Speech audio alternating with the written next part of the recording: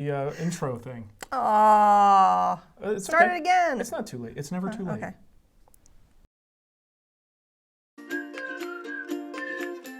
Hide your weed, everyone. It's the Woodworking Morning Show.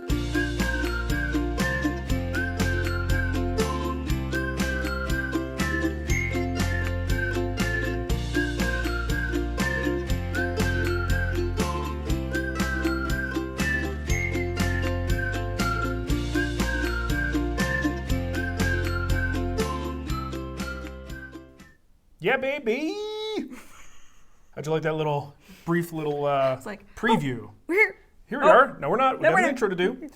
So we just want to thank some people who helped us out on Patreon. Let's do that right away. Okay. I'll do it like immediately when You're we're like, done. Joe Ferrarion, P. Caudle, Ferrone. Tom Gerald, Shane Bruner, Drew Bedronsky, Margaret Campbell, and Chris Farringer. Those people were so nice. They went to patreon.com/woodwhisperer and helped us out. And who are we? We're the people who do the morning show. Yep. I'm Mark. And I'm Nicole. And we're going to talk a little bit about woodworking. I'm doing things. I'm changing things up. You're just messing with my trying whole world. to mess it up. Like, my world's already been topsy-turvy. Things have to happen in a certain order for Nicole. I need consistency. Yeah, consistency. Consistency. Or you could have consistence, whatever you're into. Whatever you're into. So, if you want to help out the show, you can do that too. Again, patreon.com/woodwhisperer, and especially at a time like now, we certainly appreciate it, but I would totally understand if we had 0 new patrons at a time like this. I just had a really nice patron email me, and he's like, I'm sorry, I can't support you anymore. And I'm like, dude, it's okay. Fair enough, like, and no apologies needed. Yeah, no please. apologies needed There at are all. better places for money these days, Yep. I would say. Okay, so we've got some questions. And we lose all of our patrons. Right, there we go. It's all right. We'll recover. We'll figure it out. Yeah, we'll figure it out. So we got a lot of questions here pre-selected from Patreon, and Nicole's going to get the rest of the questions directly from the YouTube chat room. Hey, can I mention something real quick since sure. I see Powermatic above me? Yeah. Powermatic and Jet have a huge sale going on, speaking of monies. 15% off all their tools and accessories. That's good. I don't even know if they did 15% at Christmas. Isn't it like 10 usually if It's they're going to do a usually percentage? 10. So 15 is a pretty good discount for I them. wonder if the Jet clamps are 15 as well. Yeah. So yeah, until the end of April, end of Good this question. month. So there you go. Also, a quick announcement about the nested table project that's beginning in the guild today. The first 3 videos Thank come out. goodness, because you have been stressed out all week. This week has been rough. I mean, I didn't think this whole thing would affect us that much, you know, because we work from home. Everything we do is pretty much digital. But there were things that I got rolling before Jay left and before the, stay-at-home thingamajiggy. So things like templates. These are things that the ball is already rolling, and now there's no one else here to help me with it. So I'm like down in a dungeon packing things up all day long. So it's definitely been a little bit of a damper on my progress with what I was hoping to get accomplished this week. But you know what? At least we still have our health, and everyone is working and getting paid. Working a lot. I'm very jealous of everybody's like, oh, I have so much time. so bored. So bored. I don't know what to do What with myself. Netflix show will I binge today? I'm running out of Netflix content. It's like, cry me a river. Man. There's people who have it a lot worse than you do. I'm not even talking about us. I'm talking about like people who really have a tough time right now. But here's the thing. First responders and all that stuff. People should never apologize for how they feel. No. I mean, it's your bubble. Bubble. Whatever happens in your bubble. I'm is jealous. your bubble. I'm just jealous of your bubble. Yeah, I would like to be in a boredom bubble right now. Love to. We're not there. Okay, you want to do some questions? Hey, Nicole? let's do some questions. Okie dokie. So I got one here from Jack. Ooh, Jack says, hold on, I'm going to make this text a little bit larger so I can read it from I further think you away. need glasses. Woman, that was like 10-point text over here. What have been your experiences with hard flooring, anything except carpet? And do you have any recommendations or warnings? I'm trying to figure out what will be low to no maintenance and pretty much last forever in a cold climate, and I want hydronic radiant heating in the floors, but I'm pulling my hair out looking at all the choices for flooring. You know, a shop doesn't need anything really fancy. You could find, plywood. You'll see some people actually will use plywood for flooring, basically subfloor, and then maybe put a nicer layer on it instead of like OSB or something like that. I don't have a whole lot of experience in that area. I did look into this stuff a few times. I know when we moved here, we talked about putting down a level floor and what that would do, and we decided against it. But generally speaking, having all the sleepers laid down on top of the concrete and then having the plywood on top of that, it opens up some possibilities, for running power. Some people put dust collection in there if you could afford the loss in height. And there are advantages to be able to take, a drill and remove some screws and access a section of the floor beneath. That might be something that's attractive to you. So, for a shop, it just does not have to be anything too fancy. Now, if you want something that looks fancy, then you might go, looking at dealers of inexpensive flooring, or like B-stock flooring or something like that you can get a good price on. But that's going to cost a lot more money, a lot more in the install, and a lot less in the way of like future upgradability or making changes if you have done things under the floor. So a lot to think about, a lot of choices there, and I can see why you'd be racking your brain over it, because that is a tough choice if you are going for something like wood or composite materials. So I don't know if I helped you there, Jack, but I feel for you. I got one here from Araya Woodworks. When building drawers, how do you decide the depth? Is there a standard depth, or you just pick a random depth based on what you want and need? Okay, so I don't really think about it much. If a lot of times a piece of furniture that has drawers in it, there is a overall size that makes sense for it, right? Or a space that it's going to go in, right? So it can't be any bigger than this, has to fit in that space. That's your outer dimensions. And then you build from the outside in. Right? So there's really, the project itself is dictating the size of the drawers. There are times though where, maybe you can make it as big, or the size doesn't matter that much. In that case, you probably just want to think about practicality. Sometimes an incredibly deep drawer doesn't really make a whole lot of sense. It's very difficult to get to everything in the back, or so much of the drawer, let's say you have like a full extension slide, so much of the drawer is hanging out to almost make the piece unstable. And like a chest of drawers have potential to tip. So you got to be careful of that too. But I would say 99% of the time, it's dictated by the outer dimensions of the piece that I'm building.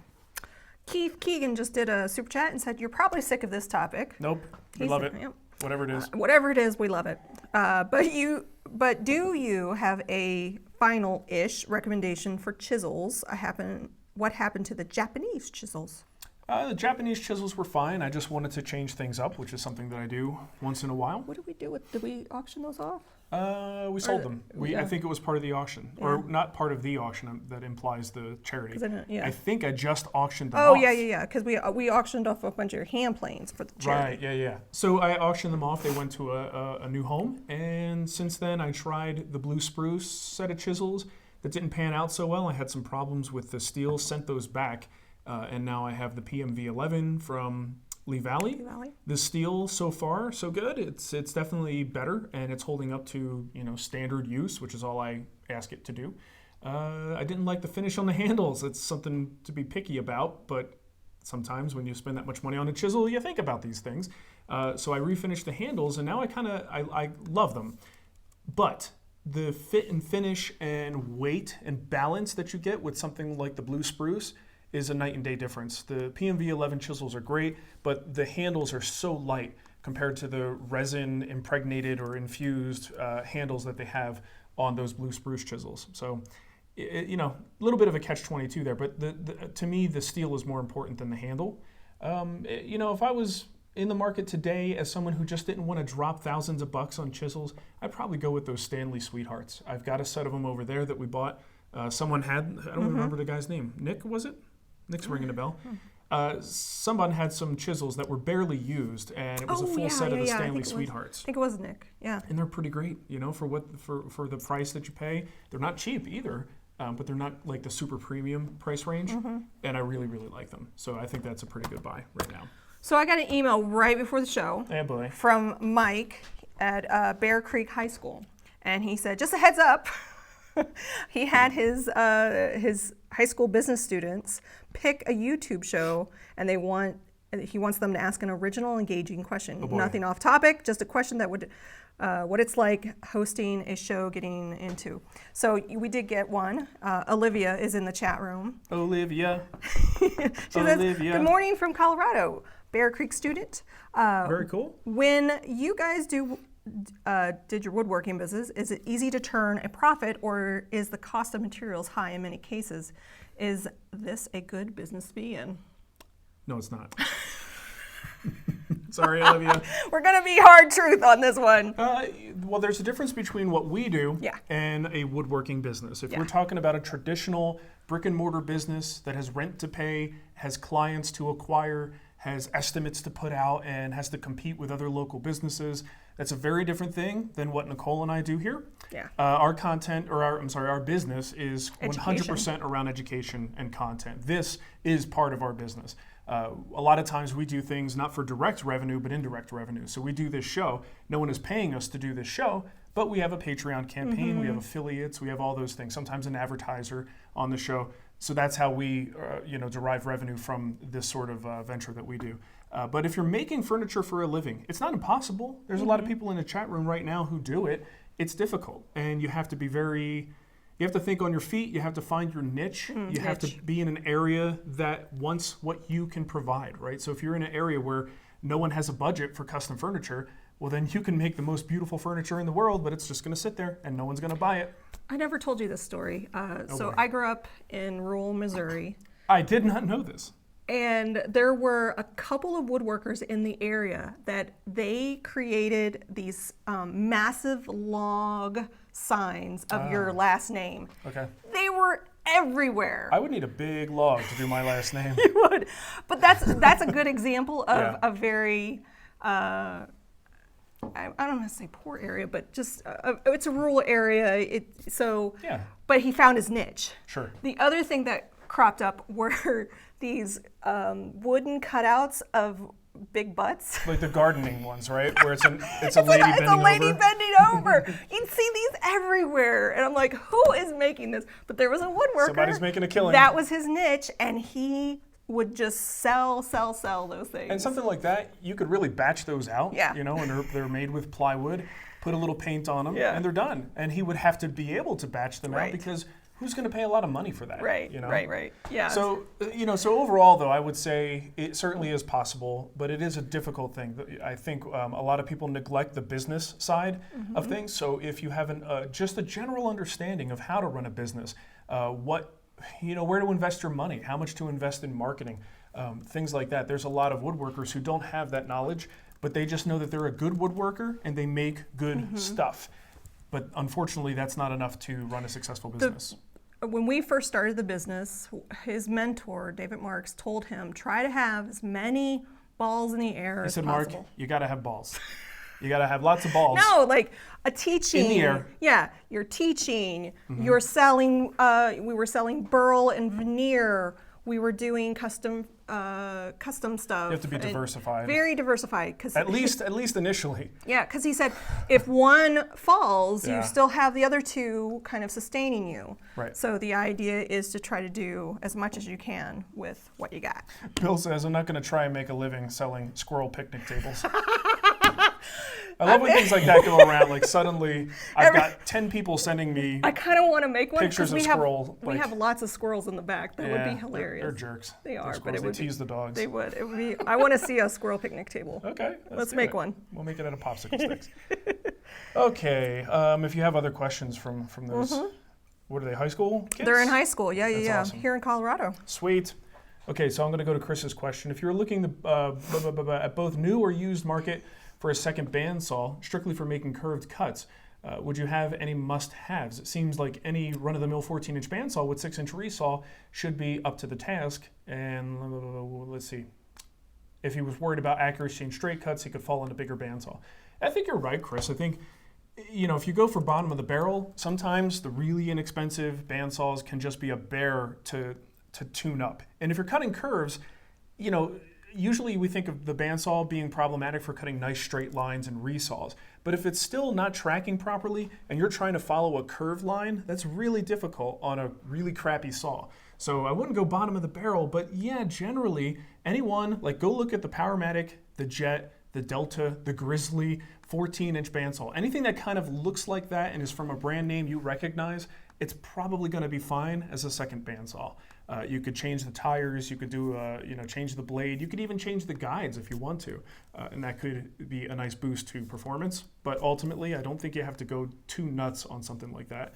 Excuse me, especially if it's just dedicated to curve cuts. Chad M says, making rabbets on a router table with a straight bit, do I need to worry about getting both sides of the fence exactly the same distance from the bit? Or if I get the right side correct, would it be good? Well, your router bit is a circular center point.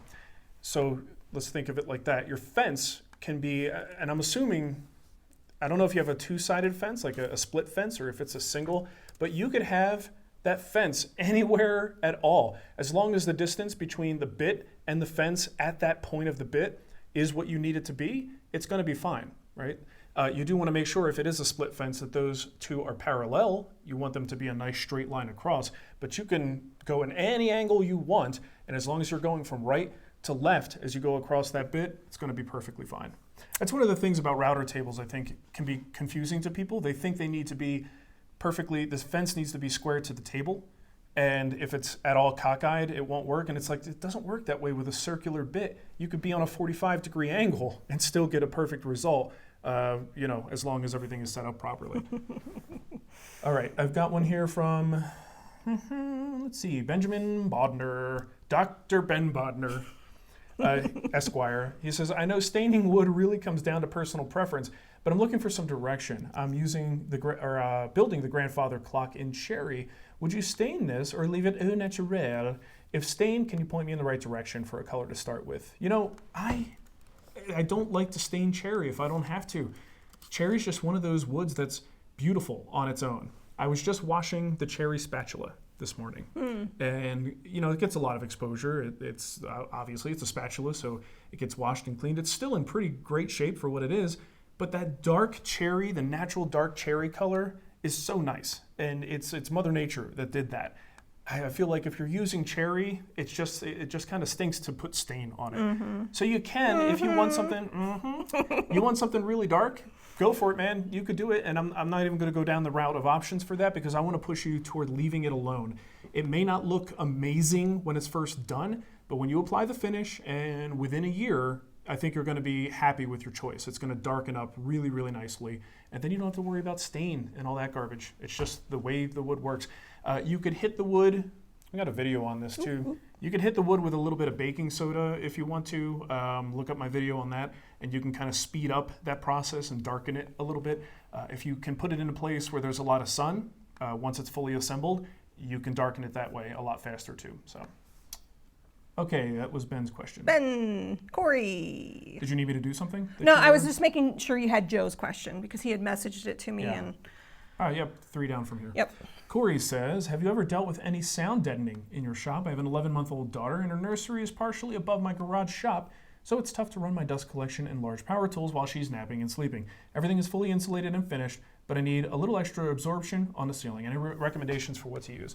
So I have done a little bit of sound control in the shop, but we have to define sort of like the differences between soundproofing and then sound absorption. So if you put absorptive materials in the shop, there are ceiling panels that you could put on. You could put stuff on the walls. We do a lot of that. That cuts down on echo inside the space, makes it a more pleasant space to work in, but it doesn't really do anything for sound waves traveling through into other rooms, especially sounds from like the power tools. A lot of times the power tools are also touching the ground, which then touches the wall, and you can get sort of vibrations that go through the structure.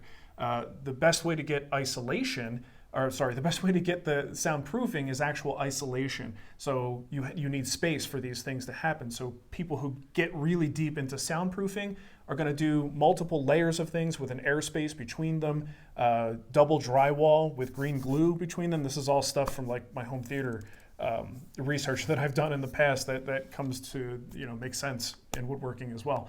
But I don't know that there's a whole lot you can do outside of maybe installing a drop ceiling inside the space to prevent the sound waves from transferring through and getting into the other rooms without doing a lot more work, right? Soundproofing is not as easy as a lot of people think it is. I know, Andy did some stuff in his basement to try to get a little bit more soundproofing, and he says he had more plans, but what he had done already was pretty effective. So go to Andy Klein's YouTube channel and try to find the videos he did when he moved to the Denver area. He did some work in his basement and used a couple different products on like the HVAC ducting and things like that to help prevent some of that vibration from traveling through the house and you know, just kind of being a nuisance everywhere. So, but you know, do some research on this. Don't just put panels up in the shop and expect that to be the Hail Mary that kind of saves you from sound issues getting into the rest of the house. It's just not easy, unfortunately. Mm-hmm. Okay. What he said. Yep. You like all this, don't you? Hey, where am I? Oh, there it is. Okay, you got another question, or you want me to get next question? You can get next question. Or you want me to read it? I was just looking for a drink of water, Okay. that's all. Thanks for hooking me up. Sorry. Nick says, what sort of woodworking techniques or sub-hobbies have you found most interesting and most challenging to add to your own unique skill set? What sort of new techniques are you looking to pick up or bring to the guild in the future? Nick thinks I'm very organized, Nicole. You are. Not to that level. Like, what skills am I looking to bring to the guild? I don't know. Haven't thought about it. I'm just looking to survive right now. We're treading. I can say that the CNC is something that has been a skill set that I'm learning a lot about. Mm-hmm. I don't know that it's necessarily going to be of benefit to the guild or any of my videos, but as a personal thing, it's been interesting to dive into that world, see how it works, playing with the software. Yeah, I think because it has, I mean, you've always been a techie and interested in technology. Yeah. So it kind It's of... a good fit. It's an interesting mix. And also, it broadened my horizons a little bit, kind of gave me a little bit of an appreciation for it, but I'm not building my projects with it necessarily, but you know, it's serving its purpose for sure. That's true. But you know, a lot of times, Nick, the unique skill sets come with guest instructors. And I do like to add to my own skill sets, but that process is slow, painfully slow, because of the type of business we run. So sometimes it's just easier. Let's say we wanted to build a boat. I'm probably not going to fuddle through that myself. I'm going to go to someone who knows how to build a damn boat, and we're going to document it and show you how to do it, and then I could learn at that same time. Joe Coffey says, as an acoustic consultant for a number of years, I can say Mark is spot on with his assessment of sound. Aha! He knows a thing or two, Nicole. I thought you would like that. Yeah, that's good. No, I listen to a lot of home theater podcasts. One of my favorite ones is the HT Guys. And, Guys. And AV Rant. And especially the guys on AV Rant, they answer soundproofing questions all the time. And it's always like kind of the same answer. People have to understand the difference between the transference of sound through a wall versus just calming down the sound within a space. Well, is it Aria on HT Guys? Ara. So he got into woodworking. Ara's a woodworker. Yeah. So he's over the years, you've slowly broken them down to come to woodworking. Yeah, I kept giving him voicemails, being like, "It's Mark from the WoodWhisperer. I do cool things over here." Hi. But yeah, Ara is OC Reclaimed Treasures on Instagram. If you want to follow, it's funny because it's just about woodworking. There's no home theater on his account, but Reclaimed Treasures. Cool. OC Reclaimed Treasures, and it's on Instagram. He makes cutting boards and he does speaker builds as well. Cool. Yeah, it's pretty cool. Okay, where am I? Okay, where are you? Joe says, greetings, Mark. Just in case this didn't make the question list, I wanted to ask, what was your first commission piece and how did it turn out? I like this question. The first commissioned piece was the second bookcase. Yes, That your mom's a friend of my mom's said, oh, that looks nice, which I don't know what the hell she was thinking. Because it was awful. The one I made for my mom that she saw, she liked and wanted to pay me to build another one. Which is cuckoo. And it was it was like a Santa Fe. Yeah, we were in Arizona at the time, so it's kind of had that little step down at the top on the top rail. It was the second one that I built for her, way better. Like I learned a lot on that first build. And the second one came out, I was much more proud of it. The first one doesn't exist anymore because it was that bad. Yeah, we don't have a picture of the first one, but I do have a picture in the second one, and it's, since you're a patron, you have access to it. Oh, that's right, you put up my old projects. I put up his old projects. It's a picture of me humping it, actually. It's called Throwback Friday. That's what I used to do to my furniture when I was done with it. I was so proud. Yeah. There it is. I couldn't help myself. Hey, you know. Oh, that's awesome. I'm just true to myself. That's all. So I'll put a link in the chat for the Patreon post. It was good stuff. Oh, that makes me laugh. Tony Tang says, I used wipe on poly on a plywood piece. I sanded the whole thing after 2 to 3 coats. A couple days later, the plywood veneer is still smooth, but some of the iron-on edge banding and exposed plywood layers became rough. What's going on? Also, what's the best way to edge a curvy piece, such as acute angles? And I know Marcia probably, but the guy I should be asking questions. I think you might have misspelled something because I'm confused by that. Anyways, as far as the roughness goes, the iron-on edge banding, it's a very thin veneer and then a layer of glue. It's just different material, and not all materials are going to respond the same way to the same finish treatment.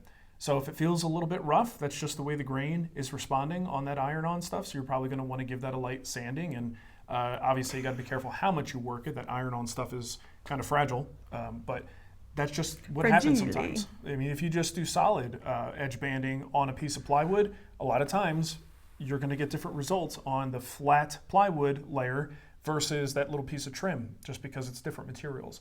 So it just is what it is. As far as curvy stuff, I don't do much edge banding, let alone on curved pieces. I'm sure there's a lot of tricks to it depending on the severity of the curve and how tight that radius is. But if it's iron-on stuff, you got that flexibility. It's when you go a little bit thicker that tends to be a lot more difficult. But I haven't really done a whole lot of that, so I don't have great tips and tricks for that process, unfortunately. I do have a couple of super chats here if YouTube would decide to display them for me. I got a question from Charles Masters. He has 2 questions. Here's the deal, Charles. Both of his questions have to do with Rubio Monocoat. Oh. Both of these questions are answered on the giant video on the homepage of the WoodWhisperer. There you go. So if you go to woodwhisperer.com, right there on the homepage is a giant video. You can't miss it. It was the latest one we did, and that will answer both of your questions. That is a great video. Thank you. You should watch it. I appreciate it. I need to get it up on Amazon, though. I think I'm behind a couple episodes. Yeah. Did you guys see that the WoodWhisperer got a little makeover? Oh, yeah, the website. Yeah. We have stopped announcing website launches like that because I remember the one time we did it, we got DDoSed. Remember that, right? Like it was right after a launch, and you don't even want to talk. You're right. We shouldn't talk about it. It just is bad luck. But since then, if we have a website launch, we just do it. And then if there's bugs, we squash them as people tell us about them. But we don't make a big deal about website launches. It's been there now for like a week or 2. But yeah, go check it out. Got a super chat here from Chase Moore. Domino stand ideas? Question mark. Buy one from, what's his name? Ramon Valdez. He makes them? He makes a domino. He calls it the domino dock, I believe. Oh, neat. So you basically put the domino in this thing, and now you could address the domino almost like it's in a fixed, well, almost. It is in a fixed position, and you could run your parts over it like that. So if what's his, is that his website right there? No, that's so Seneca made an adapter thing that goes along with it. It's like a fence that combines with his. I don't know, somewhere over there. It says Ramon. You'll probably find social posts, and then that will link to it. Gotcha. And I got his card over there somewhere. Yeah. Anyway, look it up. He makes a great one. You could just buy from him. I think if you look at it there real hard. Is this it? Well, that's in a forum. Yeah, but that's... Yeah, there's the link. I'll put his link, because the link is hard to... Oh, no, his site, it can't be reached. Okay, well, go to the homepage of his site, weird. see if you can find it. But it's RamonValdezFineFurniture.com, so you'll probably find it there. Anyway, you could look at it, and a lot of people could probably just build one themselves if they wanted to. Ooh, I don't like how that's looking. Ramon. Oh, it's a Bit Defender warning. Yeah, Ramon. Okay, Ramon, what's going on with your site, man? We're trying to sell your stuff here, dude. What you doing? Yeah, anyway, that's not good. Look it up. Look at the pictures, and unless you want, to have your computer taken over by hackers. Well, I'm gonna go to his Instagram. Build it yourself. I'll go to his Instagram page. Yeah, see what he's linking to. He must have changed something. That's a bummer. Because his is Ramon Art for his Instagram. Ramon Artful. So weird. Yeah, that is odd. Okay, well, it is what it is. Mike Davies says, in Danish oil, teak oil, and tung oil, are they all pretty much the same thing? Been using them kind of interchangeably, and they all seem to act pretty similarly. Are all the oil-based varnishes just different amounts of the same stuff that go in a can? Maybe I'm just not experienced enough to recognize the subtleties here. Mike, you identify one of my biggest frustrations in finishing is nomenclature. Just saying Danish oil, teak oil, and tung oil means nothing. You can generally, let's say this. What it means across the board is it's going to be oil-based, most likely. It's probably going to have some varnish or resin content in it. And then whether it actually has oil in it or just thinner is up for debate. And what the ratios and combinations are, it depends on the product. So I don't think there even is these days a running definition of what that material is. You have to look at the can, look at the, what is it? They call it SDS now, not MSDS? I don't know what you're talking about. And look at the back of the can. There's a lot you could learn by reading the application and dry time instructions. But you have to look deeper. You can't just trust the label. It depends. Danish oil in one brand is a very different product than Danish oil in another brand. But generally speaking, when you're talking about things like Danish oil, tung oil, teak oil, you're usually, my expectation is that we're talking about something that's going to have a longer dry time. It might have some resin in it, but it's also going to have oil in it. And that oil is what makes it take longer to dry. It's not just like a thinned poly. But the problem is, go buy a can of tung oil finish. I think Formby's might be a good example. A tung oil finish that's actually just diluted varnish. It's a wipe-on poly, essentially. So it gets real confusing. Bob Flexner has an article on the Pop Woodworking blog. So I think if you Google something like oil-based or I forget what it is, like wipe-on poly versus oil-based finish or something like that, there's a great article where he actually talks about the specific brands and which ones are oil varnish blends. Master the wipe-on? Nope. No. Go oil varnish. No, oil varnish blends versus something. I love the live troubleshooting. Well, we do here. You're talking, so I'm searching. I know. All right. All right. Well, anyways, it's an article you could find, and there's a lot of info on which brands are just diluted varnish and which ones are actually some kind of a blend. So what's is for Pop Woodworking? It's on the Pop Woodworking blog. Okay. Yeah. And then my article on making one. Yeah, I saw that. Yours came up third. Okay. Ben's got a question. Ben! On refinishing. I'm going to tell you right now, I don't have a good answer, but I'm going to read it anyway. We're going to do it and just muddle through it. We're going to figure it out, Ben. Not everything has clean, crisp connections that you can just get a flat scraper in. Inevitably, there is some piece of detail work that is a bit more of a pain. How do you work with stripping pieces to get them ready to be refinished? Are there any techniques, pieces of equipment, etc., that we should look into? Is it more of a tiny piece of sandpaper and hate your life type situation?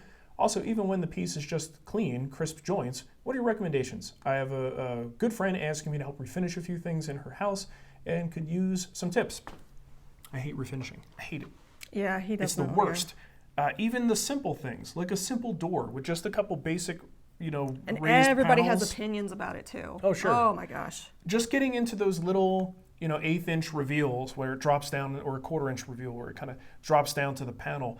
Getting that in there and just getting all the paint or whatever else is on there without damaging the wood that's underneath it, it's a royal pain. And a lot of times I try to scrape as much as I can. So I'll get like a paint scraper, one of those deals with a handle on it.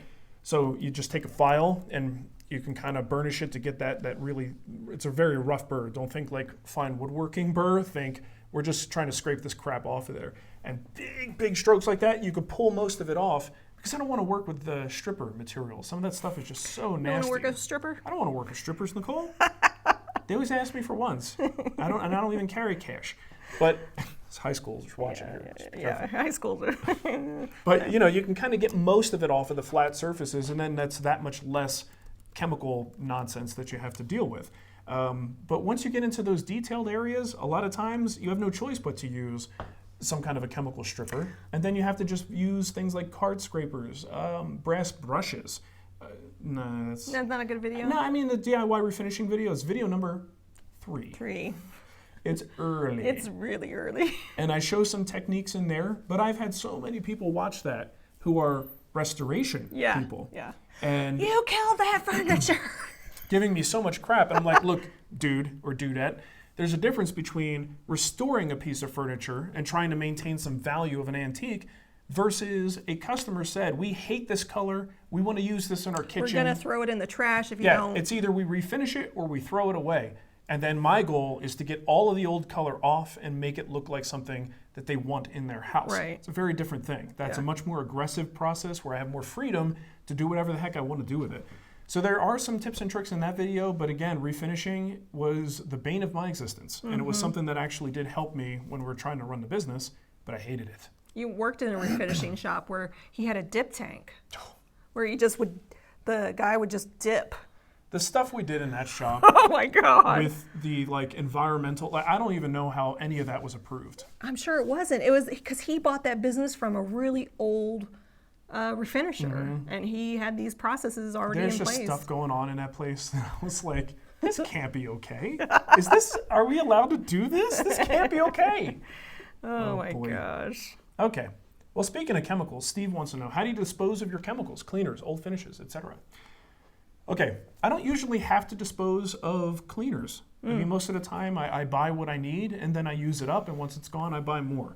If you have a liquid, dangerous chemical, you're gonna have to find local disposal sites. Sometimes in neighborhoods, they have hazardous pickups. I think we even had one here or something where like once a year, they'll have in the neighborhood a place where you could drop off hazardous materials, old paint and things like that. So you definitely want to dispose of those properly. If you have finish, let's say you just got an old can of poly that's started to cure a little bit and you want to get rid of it, take the lid off or put it in a shallow pan and just let it harden. Once it hardens, then you could dispose of the resin in regular trash. And I was worried about that initially when, I don't remember where it was, might have been here. How do you dispose of the liquid finishes when they're starting to go bad, you can't use them anymore? And I talked to someone, I can't remember who I called, but it was a local waste disposal place, and they said for things like that, it's best to just let them cure and then throw away the resin in the regular trash. And that's not, unless you're producing insane amounts of this waste, it's not something that's much of a factor. Interesting. Yeah, that was the advice I was given. Very, very interesting. I just wanted to say thank you to Kevin Wixon. He made me a 3D printed bias tape. Oh, you were talking about that, yeah. So the way that I do my mask is I use fabric for the straps, but I have to take the fabric and I have to fold it with my fingers. And these two fingers are so sore now because I'm always going, and I'm ironing, I'm doing this. It's a lot of work. He made me one. Thank you. It hasn't come yet. I'm sure it'll come later on today. Very nice. I'm very excited to get that. I know somebody who has a 3D printer. We probably know a lot of people with 3D printers. Let's see. Tommaso says, Domino question for Nicole's husband. What's your process for gluing up dominoes? Do you paint it on the mortise or on the domino? Do you splooge it into the mortise? Even it out with a brush? Okay, I do different things depending, Tommaso. Sometimes if I'm just using a Dominoes to help align a panel, I don't care about glue. I'm going to put glue on the edge so that the boards coming together have plenty of glue, but I don't worry about the dominoes. If I have time, I might put a little bit into the mortise and just let it catch what it catches. When I'm actually using it for real deal joinery, the ideal situation is a little bit in the mortise and a little bit on the tenon, and inevitably when I push that tenon down, get a little bit of squeeze out on the top. So sometimes... What's that? Notifications. You finished a circle already? Nope, it's actually our thing blocking a phishing attempt on someone's computer in the house. What? I'll talk to you about it later. Oh no! It's a whole thing. Our kids are God. spending money right now on our credit cards. Jesus. So, the heck was I saying? I don't know. Oh, so you push the domino in. So a lot of times, I actually only have to put glue on half the domino. So I pop that into the mortise, the glue comes up, then I grab my glue brush, and I drag that glue up on the rest of the domino, and it's kind of a more efficient way to go, as opposed to trying to paint the entire domino, pop it in place. So that's one of the tricks that I do. I kind of like you being referred to as Nicole's husband. I'm sure you do. It's not incorrect. I know. Stumptown Woodworks, this is my last question I have here. Actually, you have more. No, Nicole, this is... That's your last question, but I have more. No, I'm done. I'm done. If your shop were only a 2-car garage, 22 by 24 or so, would you still hard pipe a dust collector? Moving it from tool to tool sounds terrible, but currently I move things around in the shop, often depending on the size of the project. 9-foot dining tables are not unheard of. Or would you compromise and try to keep a table saw stationary, pipe it to, and put drops on one of the walls that you can connect only when you need to? It's keeping a wide open space that I'm struggling with in deciding whether to hard pipe the DC system. Yeah, you know what? You bring up a valid point. Once the shop gets to a small enough size, ducting becomes a little bit more questionable. Even you're asking about my situation, I would still put the piping in because I'm not moving my stuff around. You sound like you have a mobile setup, in which case ductwork isn't necessarily as helpful for your situation. It sounds like you do need a mobile solution. A good compromise, you just brought it up yourself. A good compromise is having a drop that's kind of, or maybe a couple of drops that are just kind of like, they're the locations that can be used for multiple things. So maybe you have a 10 or 12 foot flex hose attached to that you just kind of wind up when you're not using and attach to the tools as needed. That's certainly an option. I would find that more pleasing to work with than a roll around dust collector. But again, for me personally, I like to have my setup pretty static. I don't want things to move any more than they have to. So my table saw, my bandsaws, these things aren't really moving, so I need those drops, even in a small space. I would do that. When we were in Arizona, we moved into the smaller shop. I actually did do a little bit of duct work in there. I mean, it was tight, but I don't move my stuff around very often. Yeah. Robert Price did a nice super chat. He says, for whatever method you can legally get coffee right now. And that is, we brew at home. Legally. Legally, we brew at home. Dunkin' is still serving? I drove by Dunkin' yesterday. I'm you like, were tempted, weren't you? God, I want a cup of coffee. I know. It's tempting. I've thought about it too. It's just that's the rule we decided to do for ourselves. Everybody's different. We drew a line in the sand, and that's where our line is. Yeah. Until May, probably. All right. Slumming it with this coffee. It's still good. And I'm getting to use all my wonderful coffee mugs. This is my Colorado coffee mug from Starbucks. Yeah, it's fine. It's coffee. And this is a beautiful mug that I made you. Oh, yeah, with Christmas. the kids on it? Yeah. It says family. Yeah, I got that on family. Snapfish or something like that. It says family. Family.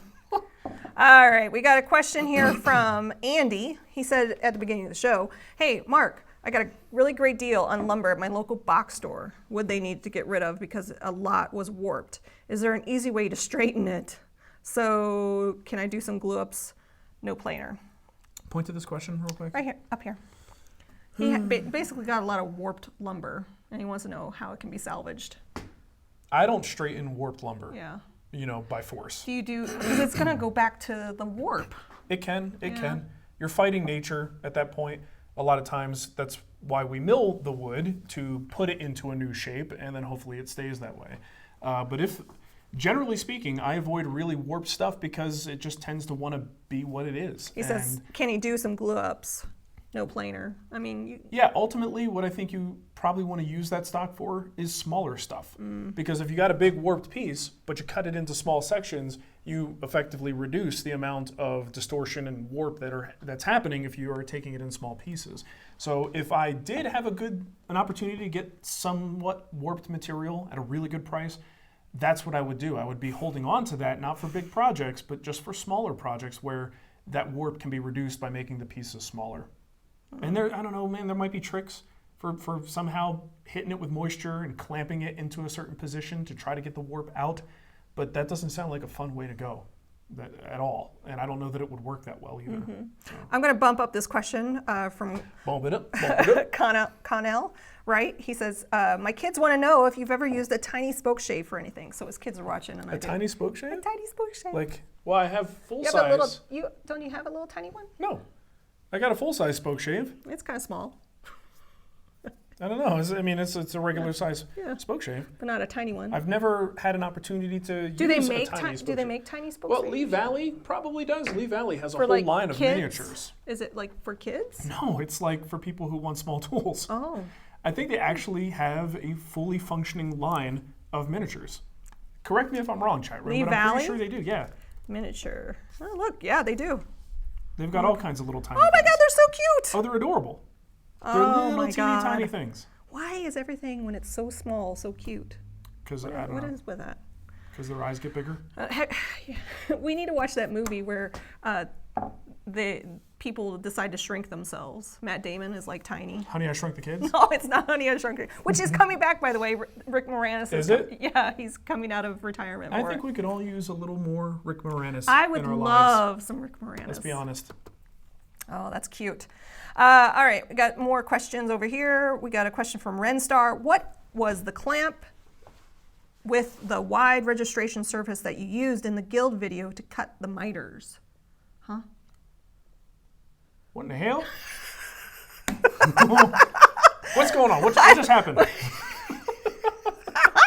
have no idea what you're talking about. Clamp with the wide registration. So we did the preview party, the watch party. Is he talking about that? He must be. I would think so. With the wide registration surface that you used. I used the Merrill clamp. I was going to say maybe the Merrill clamp. But that's not a wide registration surface. Yeah. Renstar, if you could give us a little bit more. If you're talking about the preview night that we just did last night, I used the MLCS Merrill clamp, which is a strap clamp. Maybe that's what he's talking about? That's what I'm thinking. I don't know. All right, next question. Okay. Let's see, you got one from Sandra. Oh, Sandra, well, I'll answer it. She has a question for me. Have you made any masks? I've been making them and donated them to nursing homes where my daughter works. Yes, I've been making masks. It takes a lot out of me because I'm juggling work, school, kids. Oh. Did you get it? Yep. So he's talking yes, about I'm making them. He's talking about a clamp that I used to hold it didn't really have a wide registration surface so much. It just had a flat metal surface, which I felt was a little bit more safe for a cut that was near the blade. It's the Match Fit clamps from Microjig. And I don't really... The Match Fit system is cool because you could make jigs and stuff with a dovetail slot, and then you could these clamps just work perfectly with it.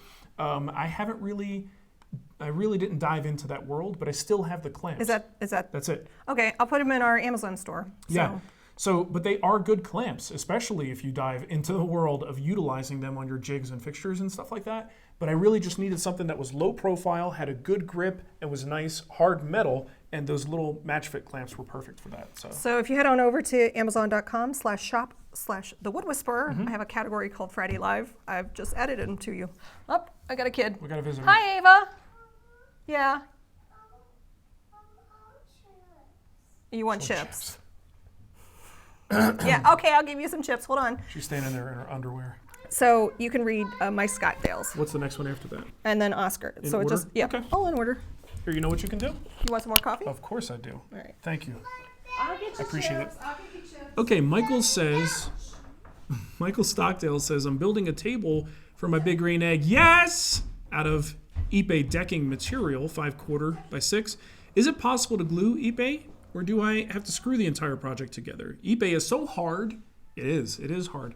I've never worked with Ipe. What's up, Doug? How you doing, pal? I haven't worked with it much, but to my understanding, you should be able to glue it. You may want to look into polyurethane glue as an option. You may want to look into wiping your glue joints down once they're freshly milled. A lot of these oily exotics need to be wiped down first with, something like denatured alcohol or acetone. You want to get all that surface oil off, and then you should be able to use like a Type-On 3 on there. But to my knowledge, you should be able to glue it based on that. But this is an outdoor project. I don't see any reason why you couldn't also reinforce joints with screws if you have the opportunity to do that. Or drawboard pegs or something a little bit additional, something in addition to the glue, just because it's an outdoor project and it's holding a lot of weight. I've got a project coming up, as soon as I have time to do it, specifically for the big green egg. I've got a XL that needs to be put into a cart, and I'm going to be building that, so I'm looking forward to doing that. Yeah, it is. It's 10:20. That's chip time. Okay, Oscar says, I've seen you use different tabletop fasteners in past videos. Can you get Izzy skirt washers in Canada at the moment? Do you have a decisive... Oh, he says, can't get Izzy skirt washers. Do you have a decisive preference? I wish I had this question ahead of time, because there was a gentleman who made a improved tabletop clip, and he sent me some samples. They were in my office. Pretty sure I brought them in the shop somewhere, but we cleaned, and I don't know where they are. Dang it, I'm going to have to go look in my email on this one, but it was a really good solution. I think it was even better than the Izzy skirt washers. Easier to use than that. Dang it, I wish I had an answer for you, buddy, but sorry, I don't. Outside of the Izzy skirt washers, you got classic figure 8 fasteners if you want a hardware solution. And then, of course, you have shop-made buttons that you could always do. And I've used that many times. It worked great. Okay.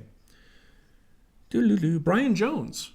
When you had your Lee Nielsen planes, What made you go with a low angle smoother versus a traditional number 4? You know, I just kind of got into the low angle world, and a lot of people, you know, once you get into that, you kind of like it. Hold on, need a drink. The low angle is also bevel up. So when you have a bevel up plane, you've got the option to use different irons that are ground to different angles. And depending on the angle, you change how the tool addresses the wood. It can make it easier to plane highly figured woods or really kooky woods. The dogs are having a wrestling match. Let's see how many things can happen that Mark just acts like everything is normal. Like, it's no distraction at all, no problem. Okay, settle down, Millie. So yeah, it's the bevel up format that makes things a little bit easier. And look, I'm not a hardcore hand plane user, and I'm not too proud to admit that the bevel up concept being very smoother. It's a simpler tool with fewer adjustments. That appeals to me. I really like that. So between that and the versatility of being able to use a blade with a different ground angle on there, to me makes the low angle bevel up assortment of planes, to me, the better option. But there are plenty of people who just love classic standard bevel down planes, the number 4, the number 7, the number 8, the number 69. Number 9. You know what I'm talking about. Number 9. All right, so I read a bunch of those questions. Oh, you did. Good job. Thank you. Good job. Thank Where'd you. you stop at? Corey? Brian? I stopped. Brian was the last one. Okay, so Cody, Yeah. not Corey. What's your recommendation for a table saw that can use a dado blade for a DIYer/hobbyist? I don't know. Yeah. I actually couldn't even tell you which ones specifically take dado blades. I imagine by the time you get to cabinet saw, just about any brand is probably going to take a dado stack. Mm-hmm. But are there any contractor ones that take a dado stack? I'm not 100% sure on the length of the arbor there. So I don't know. This is I think the chat room is a good source for information like this. What's the, reasonably priced DIYer solution for a table saw that takes a dado stack? I don't have that answer off the top of my head. You don't have the answer? Surprisingly. What? It is funny though, when I get questions about tools, I get emails about this stuff and messages on Instagram where people will ask me about a buying decision. That's like a rabbit hole. Like once you're in it, you start thinking, okay, well, here's the rigid. Let's compare that to, is the Powermatic worth it?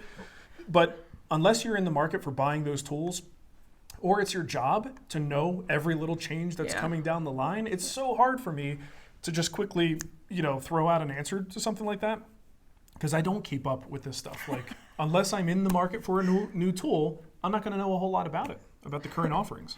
We got a few super chats in. Jeremy Lopez says, thanks for the diversion. Stay safe and have a great day. You too, Jeremy. You as well, my friend. Travis Bartness. Gaming coffee table. Would ambrosia maple be okay? Sure. Yeah. Ambrosia maple is pretty. Didn't we ask? I could have sworn we had that same question maybe 1 or 2 weeks ago. I don't remember. Someone asking about using... The days and the weeks are all blending. It's just day. No Monday, no Tuesday. I feel like we had that question, though. It's just a day. Yeah, and I think the answer that I gave was, it could be a different person, coincidentally, with the same question. That I think it's fine. I've got some ambrosia maple. The discoloration, it hasn't really, at least in the pieces that I had, didn't cause any like real soft spots or anything to worry about. So I think it would be fine as long as you don't have any major issues with the material. Ambrosia. Have some of my ambrosia salad. It's delicious, Nicole. Thank you. Makes me think of the scene in Edward Scissorhands. Edward Scissorhands, yes. Justin Ford says, for your Netflix Tiger King subscription, and he has. Is that Carol? Yeah, that's Carol. Very nice. I did watch that too. He watched it. I haven't watched it yet. I don't know. Here's the thing. The only reason anyone's talking about this is because they're stuck at home and they're bored. Yes. It's not that great. It's weird, and there's some very sad, shockingly unusual people, and there's things going on, but it's not that great of a documentary. It's sad more than anything. Let's see. I got another question here from Stumptown Woodworks had a Patreon question. If your shop were only 2-car, 22 by 24 feet or so. Oh, you did? Yep. Oh, never mind. Yep, got that one. Well, there you go. How about Raleigh's question? Nope. I have several I've heard several arguments for when to stop sanding. Some say 180, others say 220, or even 320 or higher. I know you favor 180, but can you give some examples of when to stop at 180 versus 220 or higher? P.S. Thank you to you and Nicole for all that you're doing for the community. Mm-hmm. So do you have any? Sure. Thank you. You cut the compliment short. Well, I don't. I know. I do that too. I don't take compliments I generally cut them out of the questions just because. Anyway, but I do like reading them. Yes. You know, kind of. Let me give you the classic spag answer. It depends. It depends. Depends on what you're doing. A lot of times it depends on the finish. So if I'm using something like Rubio, that's a finish where they don't want you to go past 150. Well, that's crazy. I'm not going to stop at 150. I'm going to take it to 180, but I'm not going to take it to 220. There are projects where I'm using maybe a traditional oil finish, not something like Rubio, just an oil and wax. In those cases, I might sand to 220, 320. I can tell you, for the most part, across the board, while you will find people who like to sand their entire project to 320 or even higher, those people are certainly out there and they find gratification in doing that, or they find results that they feel justify the extra work. I'm going to say for most of us, with most normal sets of eyeballs, it's not going to make a difference past 220, right? The only time I find it makes a visual difference past 220 is if we're talking about end grain. Sometimes you could sand that end grain a little bit higher to even out the color absorption, and that tends to look a little bit nicer. But for the most part, I'm speaking in generalities, with most finishes, you're kind of wasting your time sanding past 220, all right? And I'm going to probably anger a couple of people who disagree with that. Feel free to disagree. But ultimately, after 220, it's a major case of diminishing returns. But again, there are some people who do a specialized thing with a specialized finish that are, you know, really specialized. Really specialized, Nicole. They've got this thing down and they sand to 1,000 grit and they swear by it. That's fine. That's fine. But honestly, if you put that piece next to a piece that was sanded to 220 but finished in the same way, the difference is going to be a little bit hard to see. Maybe some people will see it. Most people probably won't.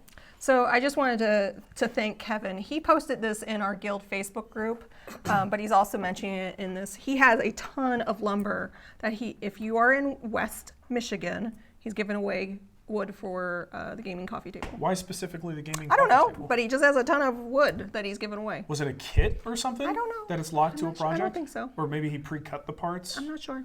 I'm just curious why it's specifically that. So yeah, well, that's cool. I just Good wanted to know. say thank you to Kevin again. Super nice. All right, it's 10:30. Oh, yeah, it is. We have kids. Okay. We do the after show and then we gotta go. Oh, there's a super chat just came in from Robert. Aw. Robert says, for the coffee fund, not bored enough quite yet for Tiger King. Oh. Robert, you'll get there. You'll get there, Robert. You'll get there, my friend, and then you'll get all the memes and you'll understand the jokes. It's funny, I get the memes, but I haven't even watched the show. I've just tangentially gotten a lot of the references. You know what's weird about it though, is these are just like regular people. Yeah. I mean, they're weird people, but they're just regular people. Like us. So when you watch this thing and you watch it on a big TV and you get this whole reality separation thing because of the way that they make it so much more dramatic than it really is, it's weird to then go to this dude's YouTube channel and go back and see stuff that they put in the documentary. And it's like, it's not like, you know, it's a recreation. It's like, no, here's the original video of that situation, and it's still on the YouTube channel. It's like got a couple hundred views. It's very interesting and disturbing. But again, the hype over this is totally overblown. It's not that great. It's a little bit of kookiness. I picked the winner. Oh yeah. I did the random pick. That's wicked sweet. Charles Masters, you won the project this week. So I have sent you a little Patreon message to let you know how you collect. Yeah. And I think that's, do we got anything else? I mean, I always miss stuff. So I'm sorry. That's all good. Okay, so. We do have a super chat that I missed. Okay. It's from Chase. Well, I feel bad when there's a super chat. Sure. What server are we starting the WoW Wood Guild for X-Pack? Yeah. So thank you, Chase, for reminding me because I need to thank someone. Corey, you know who you are. Thank you. I'm gonna go back in. I'm going back into WoW. Are those codes? Yes. Oh boy. So Well, we got the laptops. Yep. I'm gonna go back into WoW. You gotta pick a thing, Nicole. I'm gonna pick WoW. You're making masks. You're making sourdough. I'm just all over the place. You're all over the map. Okay. Anyway, we do have a after show. So if you are a subscriber on Patreon at any level, right? Yeah, you want to talk more about World of Warcraft? Yeah, we'll get into off-topic things. It usually sways toward off-topic stuff in the after show. But as soon as we stop here, I'm gonna get a little drink, maybe go pee-pee, and then we'll start the after show. Okay. So hey, stay safe. Yes. I hope you guys are getting through this tough time right now. And you know what? You know what I find is helpful. This was whose advice was this? Vic. Right? Vic Hubbard gave some good advice. It's one of those times where you could find yourself glued to news sites. Well, not even glued. They push it to you. Well, you have to be on something to have it pushed to you. Yeah. But if you can, restrict yourself to reading the news, maybe for 15 minutes a day, right? You just one time. He said an hour. An hour is too much for me. An hour? Who puts an hour? Well, I guess a lot of people do. Yeah, but I can't do an hour. I'll do like 15 minutes. I think that 20. It really does a lot to help your sanity, to just kind of check in, see what the status of things are, and then move on. Move on to something else. That helps me personally. World of Warcraft. Because you just get pulled into this. Animal Crossing. Tiger King. Tiger King. All right. Thank you for watching, everybody, and we'll catch you next time. Bye.